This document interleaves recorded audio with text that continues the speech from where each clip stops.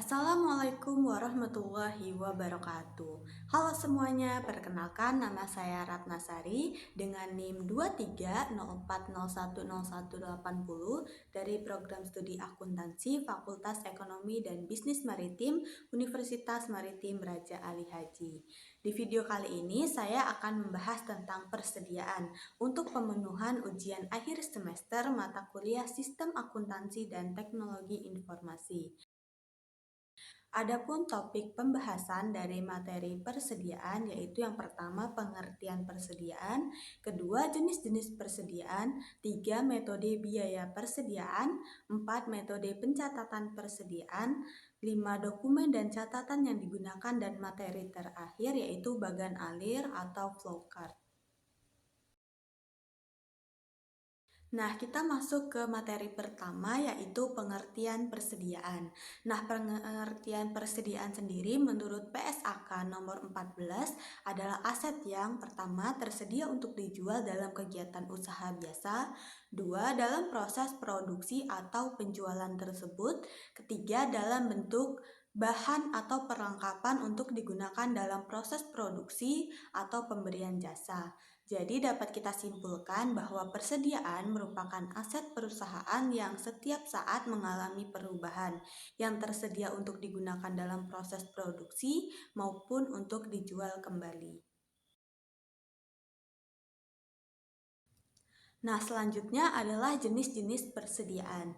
Persediaan sendiri dapat dibedakan sebagai berikut. 1. Persediaan bahan baku atau raw material stock. Persediaan dari barang-barang berwujud yang digunakan dalam proses produksi, barang mana dapat diperoleh dari sumber-sumber alam atau dibeli dari supplier atau perusahaan yang menghasilkan bahan baku bagi perusahaan pabrik yang menggunakannya. 2. Persediaan bagian produk atau purchase part.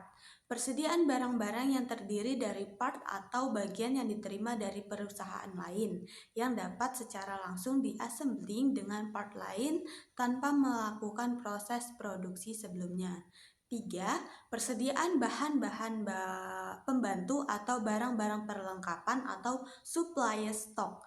Nah, persediaan barang-barang atau bahan-bahan yang diperlihatkan dalam proses produksi untuk membantu berhasilnya produksi atau yang dipergunakan dalam bekerjanya suatu perusahaan, tetapi tidak merupakan bagian atau komponen dari barang jadi. 4. Ada persediaan barang setengah jadi atau barang dalam proses, work in process atau process stock.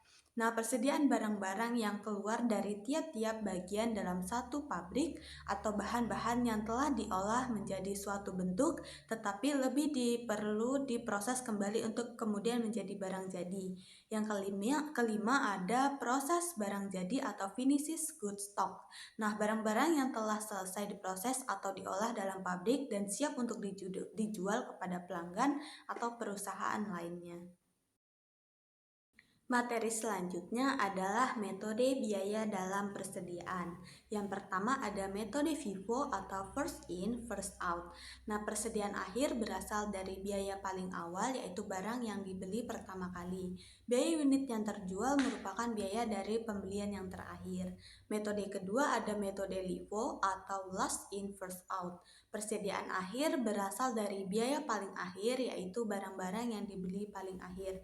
Nah, kebanyakan perusahaan menjual barang berdasarkan urutan yang sama dengan saat dibeli, terutama dilakukan untuk barang yang tidak tahan lama atau barang-barang yang modelnya sering berubah. Dalam metode LIFO sendiri, biaya dimasukkan dalam harga pokok penjualan dengan urutan yang sama saat biaya tersebut terjadi. Nah, metode terakhir ada metode biaya rata-rata atau average cost method. Nah, biaya persediaan per unit merupakan rata-rata biaya pembelian. Biaya unit rata-rata untuk setiap barang dihitung setiap kali terjadinya pembelian. Nah, selanjutnya ada metode pencatatan persediaan. Nah, dalam pencatatan persediaan terdapat dua metode pencatatan. Yang pertama ada metode mutasi persediaan. Dalam metode mutasi persediaan, setiap mutasi persediaan dicatat dalam kartu persediaan. Metode mutasi persediaan atau sistem perpektual yaitu persediaan barang dagang yang ditentukan dengan menyusun catatan yang terus-menerus mengenai kenaikan, penurunan, dan saldo persediaan barang dagang. Rekening persediaan meningkat saat barang dagang dibeli, sedangkan rekening persediaan menurun saat barang dagang dijual. Nama lain sistem mutasi persediaan adalah sistem persediaan buku. Yang kedua ada metode persediaan fisik. Pada metode ini yang dicatat dalam kartu persediaan hanya tambahan persediaan dari pembelian saja. Sedangkan kartu persediaan tidak dicatat dalam mutasi terpakainya persediaan. Metode persediaan fisik atau sistem periodik di mana persediaan barang dagang ditentukan dengan menghitung, menimbang, atau mengukur unsur-unsur persediaan yang ada di dalam gudang. Sistem periodik menyusun saldo persediaan hanya pada akhir periode akuntansi. Rekening persediaan tidak dipengaruhi oleh pembelian maupun penjualan persediaan selama periode berjalan. Sistem periodik disebut juga dengan sistem persediaan fisik. Dokumen dan catatan akuntansi yang digunakan. Yang pertama ada dokumen akuntansi yang digunakan dalam persediaan. 1. Dokumen sumber yang digunakan dalam prosedur pencatatan produk jadi adalah laporan produk selesai dan bukti memorial. 2. Dokumen sumber yang digunakan untuk mencatat transaksi penjualan produk jadi adalah surat order pengiriman dan faktur penjualan.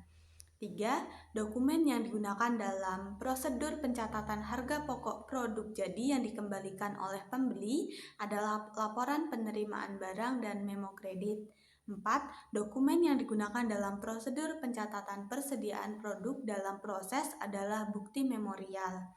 5. Dokumen sumber yang digunakan dalam prosedur pencatatan harga pokok persediaan yang dibeli adalah laporan penerimaan barang dan bukti kas keluar. 6. Dokumen yang digunakan dalam prosedur pencatatan harga pokok persediaan yang dikembalikan kepada pemasok adalah laporan pengiriman barang dan memo debit. 7.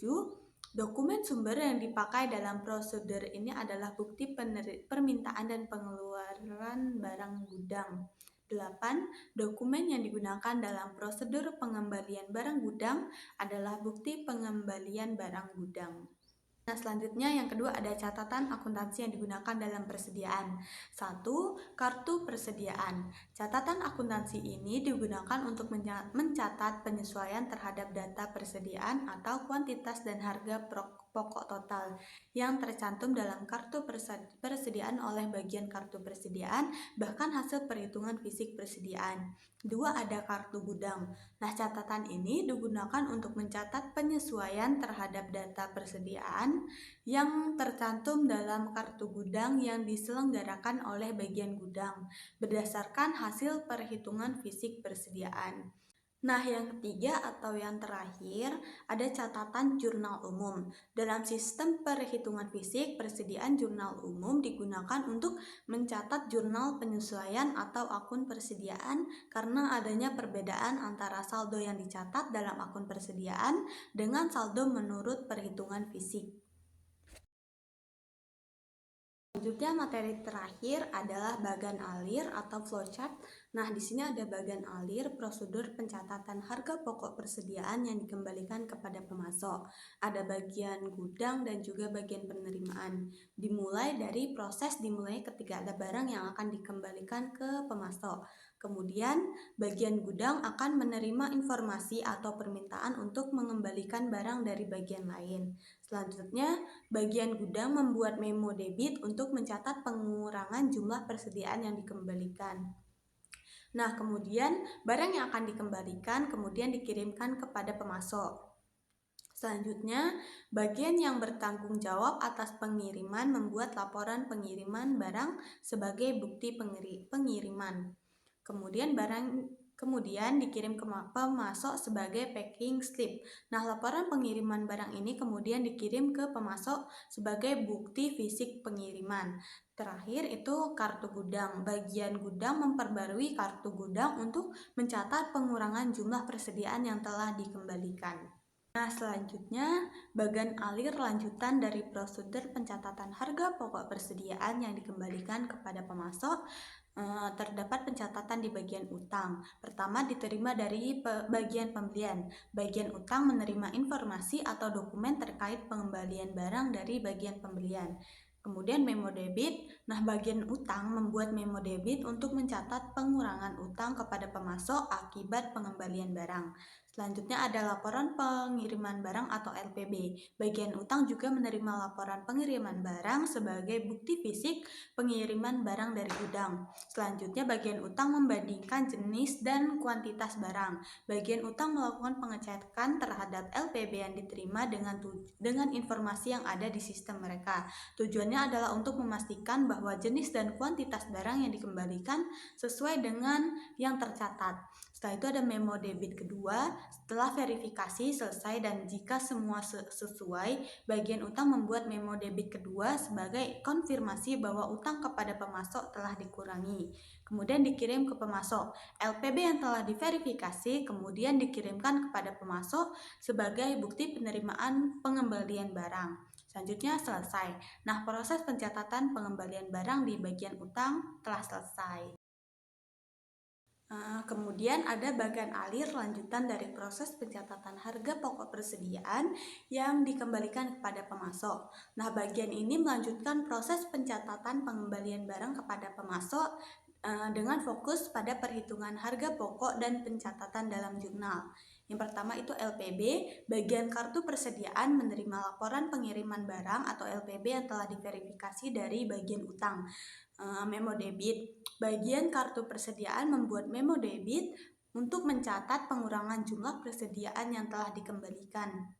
Kemudian mengisi harga pokok satuan dan harga pokok total. Bagian kartu persediaan menghitung harga pokok satuan dan harga pokok total dari barang yang dikembalikan berdasarkan informasi yang ada pada LPB dan catatan persediaan. Kemudian LPB yang telah dilengkapi dengan informasi harga pokok kemudian dikirim ke bagian jurnal. Kemudian memo debit, bagian jurnal membuat memo debit untuk mencatat pengurangan beban pokok penjualan akibat adanya pengembalian barang.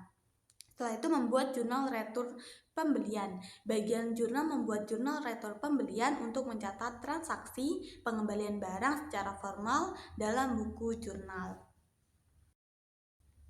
Baik, itu saja materi yang dapat saya sampaikan. Terlebih terkurang saya mohon maaf. Saya akhiri dengan wabillahi taufik wal hidayah. Wassalamualaikum warahmatullahi wabarakatuh.